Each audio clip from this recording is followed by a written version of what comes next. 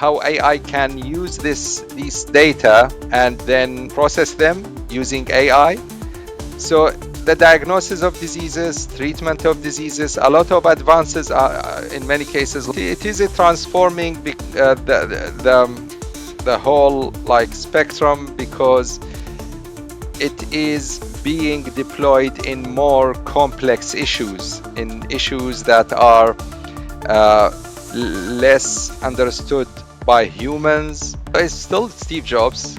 I always think about his biography.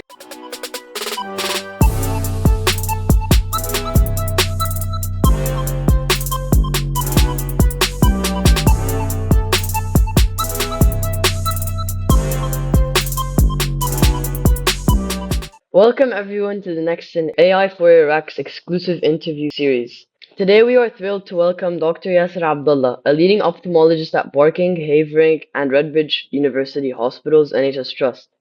Dr. Yasser's distinguished career has taken him from his origins in Iraq to Oman and is now based in the UK. In addition to his leading work on medical retina, glaucoma, and cataract surgery, Dr. Abdullah has a strong foundation in both clinical practice and medical ethics.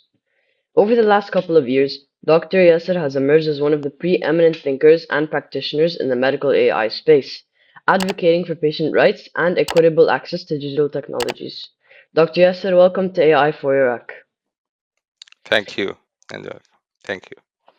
Okay, so first question, Dr. Yasser, could you share with us and our audience your journey to date and what inspired you to enter the field of ophthalmology?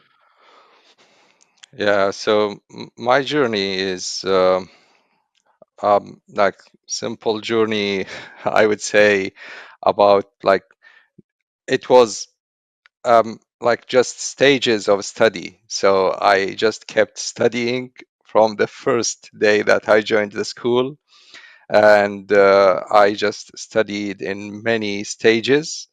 And after entering the medical school, I was like, to be honest about it, I didn't have any passion about anything other than reading and studying, and that's why I joined the medical school, because of my high grades in the high school.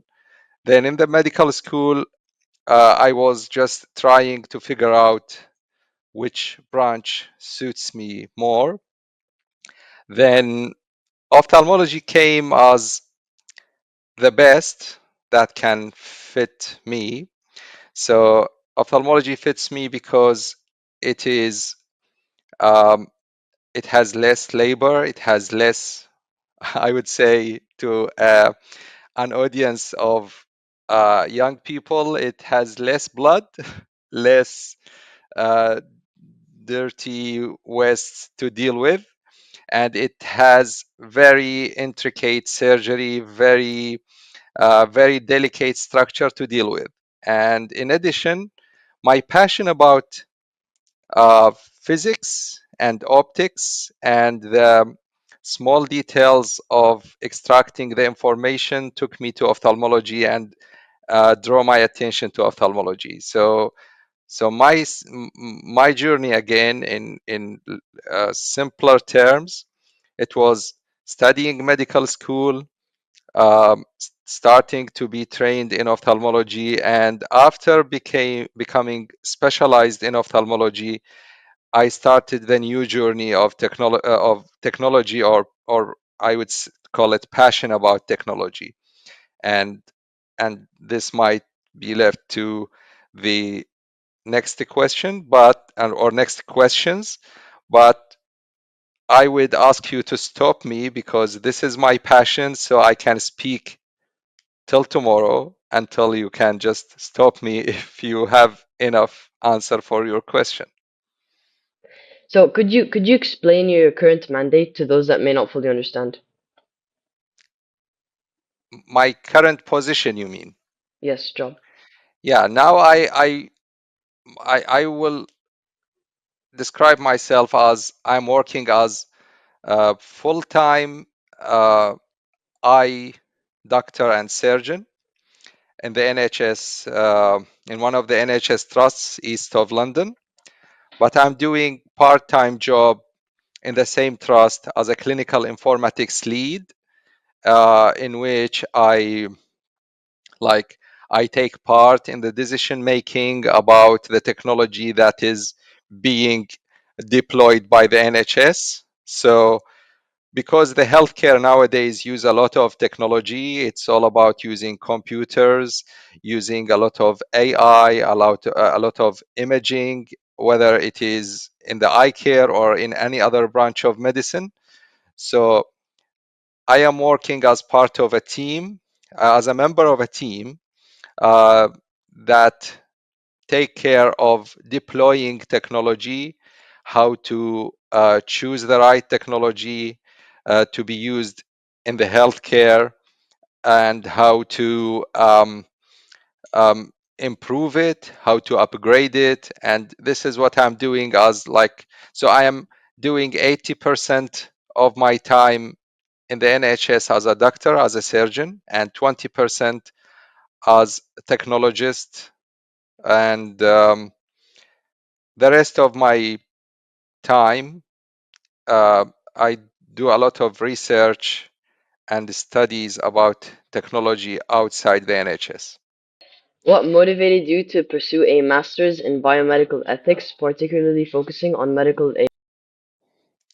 Yeah, so the journey, now I will come to explain the journey with technology. After becoming specialized in the eye surgery in ophthalmology back in Baghdad in 2013, I started a new phase of readings, a new phase of passion. So I started to read about technology, about people who work in technology. And I remember the first book that I read was about what was the biography of Steve Jobs, who is the founder of Apple, the very well-known company.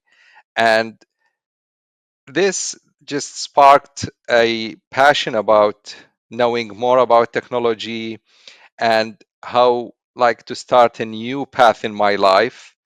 So I started to read a lot more about um, like blockchain, about computer science, about AI, about machine learning, about gaming.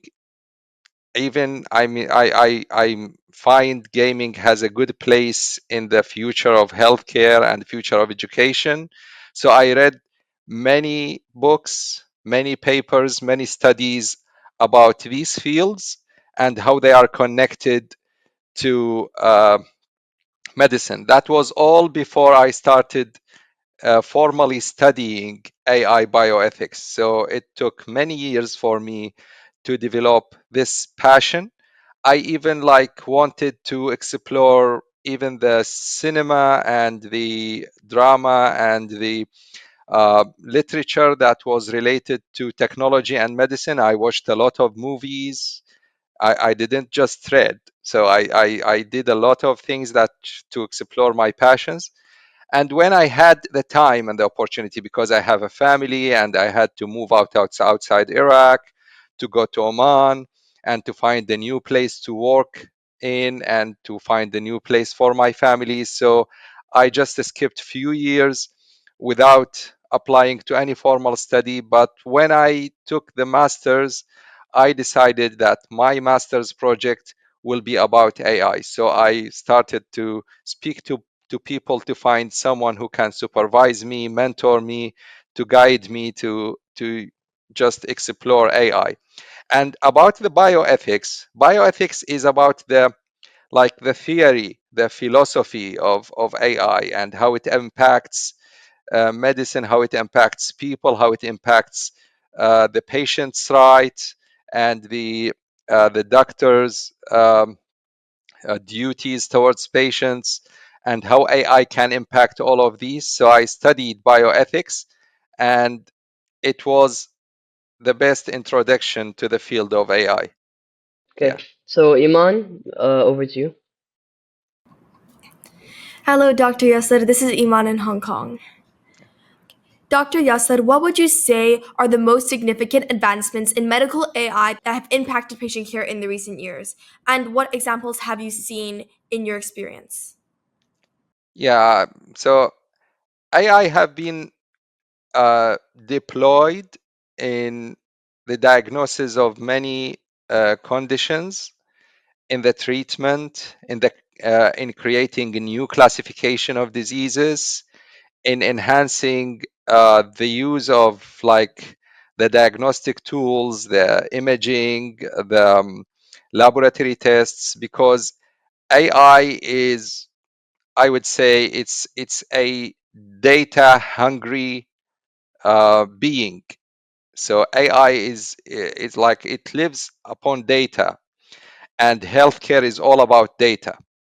So we have a lot of data about patients, about their backgrounds, and I hope I am not going too technical to my young audience, but it's about data and how AI can use these data and then um, like process them using AI.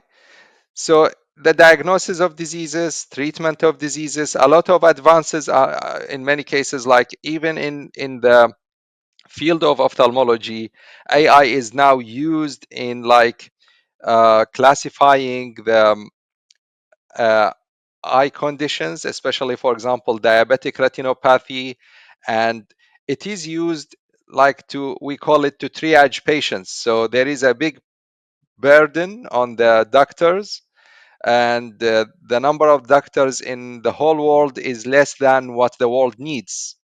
So AI can fill this gap. Can It can be used to process the patient's pictures and images. So uh, so the AI will choose which patient that needs to be seen by the doctor and which patient that does not. So this is one example, and it has been deployed all over the healthcare sector. Okay. Thank you for your answer. How do you see AI transforming the landscape of general medicine and ophthalmology more specifically? Um, so it is a transforming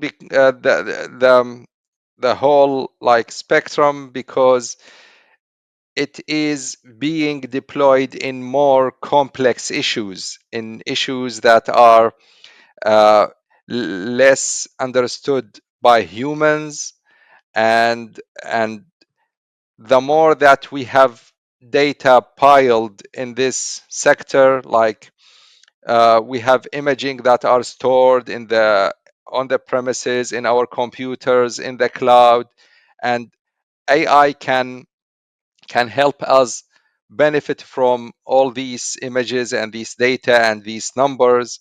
So it can be a great help. I'm trying not to be too technical to avoid the terms that might be um, like difficult for my audience.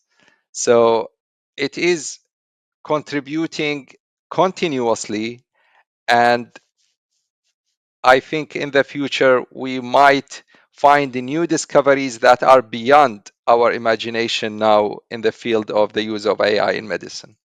Thank you. Over to you, Azuz.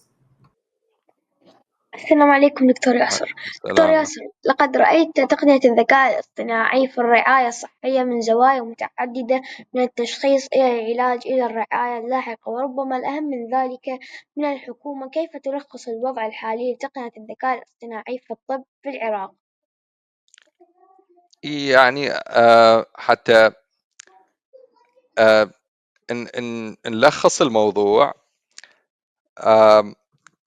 الصورة الكبيرة للموضوع انه هو الاي اي موجود في العراق، لانه كثير من التقنيات اللي يتم استيرادها سواء في القطاع الحكومي او في القطاع الخاص، حتى على مستوى خلينا نقول استخدام الموبايل، استخدام النقال من قبل الاطباء او من قبل العاملين في الرعايه الصحيه، حتى لو بشكل شخصي، هذا يجعلنا نعرف انه الاي اي موجود هو في الرعايه الصحيه في العراق. ولكن الصوره انت سالتني كيف اراها، اعتقد انه احنا نحتاج انه نلحق الركب مع بقية الدول والدول المتقدمة والدول اللي لا زالت في تقدم في استخدام هذه في يعني في وضع خلينا نقول القوانين، وضع اللوائح يسموها، حتى ننطي ارشادات للناس شلون يستخدمون الاي اي، شنو الاشياء المسموحه باستخدام الاي اي، شنو الاشياء اللي ممكن تكون مساوئ لاستخدام الاي اي، شنو يعني هذه الاشياء. يعني دا اريد احاول احكي لك كل المصطلحات بالعربي فلذلك دا احاول استحضرها. فاعتقد احنا نحتاج انه يعني نظل مواكبين بوضع القوانين، واعتقد احنا انه احنا بالعراق نملك الكثير من الخبرات، سواء من ناحيه الاطباء او حتى المهندسين المتخصصين بالذكاء الاصطناعي. فما راح يعني ما راح نلقاها صعبه انه نواكب التطور اللي حاصل بالاي اي ببقيه الدول. شكرا دكتور ياسر. مع انت... مع انتشار الذكاء الاصطناعي بشكل أكبر في العراق، ما النصيحة التي تقدمها للمدارس والجامعات والوزارات؟ هو يعني اعتقد ما راح تحتاج كثير من التفكير، انه النصيحه العامه انه احنا لازم نواكب التطور. فاذا الاي اي او الذكاء الاصطناعي يتم استخدامه، فلازم يدرس، لازم الجيل الحالي والجيل الناشئ وحتى كبار العمر لازم يعرفون اكثر عن الاي اي. اكو مشكله عالميه انه اني هم ممكن احكيها بالاجابه على بقيه الاسئله، انه اكو مشكله عالميه. الفهم العام للاي اي هو ايضا محدود. مرات الناس يستخدمون مصطلحات تخص الاي اي مو بمكانها، فاحنا نحتاج ندرس الناس، نوعي الناس، مو شرط بس بالمدارس ولا بس بالجامعات ولا بس بالتعليم العالي والتعليم المتقدم. احنا نحتاج نوعي الناس وندرسهم. ممكن نستخدم الاعلام، ممكن نستخدم التلفزيون، ممكن نستخدم طرق اخرى لتوعية الناس بخصوص الاي اي وطرق استخدامه وشنو الفوائد مالته وشنو السلبيات مالته والايجابيات.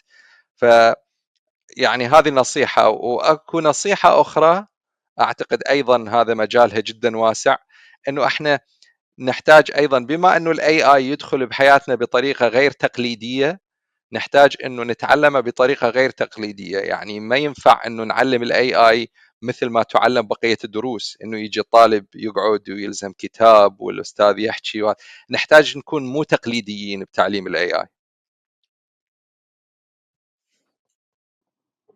شكرا دكتور ياسر. دكتور ياسر، لا يزال يمي الذكاء الاصطناعي في مرحلة مبكرة جدا في العراق، هل تقول أن افتقاره إلى البنية التحتية الناضجة يمكن أن يعمل كميزة؟ ممكن لانه اعتقد انا فكرت بهذا السؤال لما قريته. البنيه التحتيه للاي اي، للذكاء الاصطناعي ولكل التقنيات الحديثه هسه ما اصبحت يعني صعب توفرها. ما اعتقد انه اي بلد يحتاج فتره طويله حتى يلحق ببقيه البلدان. يعني مثلا احنا بالعراق، بما انه انت الانترنت موجود بالعراق حاله حال بقيه الدول، بما انه تقنيات الموبايل، معظم التقنيات الكمبيوتر هي موجوده بالعراق، فاعتقد ما راح نكون متاخرين كثير عن بقيه الدول. بس مجرد انه احنا نحاول نستفيد ونبدي من وين ما وصلت بقية الدول. مو معناها يعني انه ما نحتاج انه احنا نبدي من الالف باء. اذا ناس واصلة على مرحلة معينة، الدول الاخرى واصلة مرحلة معينة، احنا نقدر نبدي من وين ما وصلوا. فاعتقد هذه ميزة، انه انت ما تحتاج تبدي تسوي الاشياء اللي سواها غيرك. تحتاج مجرد وين ما هو واصل تقفز بالعربة وتمشي وياه في قطار التطور. Dr. Yasser, you have worked with many governments and boards on ethical considerations when using AI in medicine. Could you speak to some of the issues that may concern practitioners and patients? Yes. So when I speak about bioethics, bioethics of AI and the field of bioethics, it doesn't have to be in AI. The field of bioethics is about the rights of the patients, the privacy of the patients, like the independence of the patients, the autonomy. So all the patients' right, the patients should not be harmed, and these are just basics in medicine. These are basics maybe in any human interaction. So in medicine, we have something called the Hippocratic Oath, which was put for all medical practitioners even before the Christ. So that was about doing no harm to the patient and making the interest of the patient and the benefit of the patient as a priority in medicine. So these are the very uh, basic principles of bioethics. I would call them the ABCs of bioethics. AI has not changed any of these. In AI, we still need to take into consideration the privacy of the patients, the autonomy of the patients, non-harm of the patients, the benefit of the patient. So these things are the like the research field and like the subjects that are dealt with, whether by researchers, by academics, or even by governments. We need to make sure that the patients are not harmed, the patients are benefiting from whatever service that they are receiving. So, in the field of bioethics and in consulting, like when I um, joined more than one consultancy group and even to join people who are advising even the Iraqi government about AI, it's all about the patient's rights and the people's rights and the human rights. Uh, there were some breaches, some harm done during the uh, study of AI, during like piloting and studying AI, during like trying to test AI in the healthcare sector. So there were some breaches. Those breaches happened in the past, and we can, the humanity as a whole can use them as like lessons to be learned from, so we can make sure that AI will give us the full advantage and avoid whatever disadvantage in it in the healthcare sector. Is there a concern that governance could be one step behind AI development, as we've seen in many sectors? I would say yes. This is like a common understanding that governance, bioethics, the laws are lagging behind the technology. So the technology is always like a step ahead.